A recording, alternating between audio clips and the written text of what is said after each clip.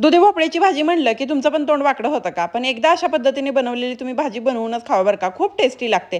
तर काय करायचं आहे, इथं भोपळा घेतला आहे, त्याची सालं काढून घ्यायची. नंतर त्याचा मागचा भाग असा काढून घ्यायचा आणि आतील जो मऊसूत गाभा असतो ना, तो सगळा काढून घ्यायचा. नंतर असं छान अशा फोडी तयार करून घ्यायच्या आहेत.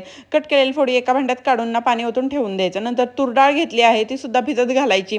कुकर घ्यायचा. कुकर गरम झालं की त्यात तेल टाकायचं. नंतर जिरी, मोहरी, कढीपत्ता, बारीक चिरलेला कांदा टाकायचा, मिक्स करून घ्यायचं. नंतर ह्याच्यात थोडंसं मीठ टाकून घ्यायचं आणि परत मिक्स करून घ्यायचं. ठेचलेलं लसूण टाकायचा, हळद, नंतर टोमॅटो टाकायचा आहे आणि लाल मिरची पावडर, नंतर ह्याच्यात धने पावडर, थोडासा गोडा मसाला आणि घरगुती तिखट हे टाकून घ्यायचं. मसाला जळू नये म्हणून थोडंसं पाणी टाकायचं.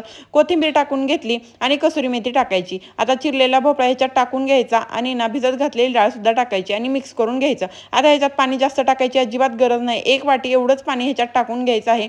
जास्त पाणी टाकलं तर हे थोडंसं पातळ होणार. ही टिफिनसाठी भाजी एकदम बेस्ट आहे बरं का. थोडं शेंगदाण्याचं कूट टाकलं आणि कुकरच्या फक्त आणि फक्त 3च शिट्ट्या करायच्या बारीक गॅसवर. एकदम झक्कास भाजी तयार होते बरं का.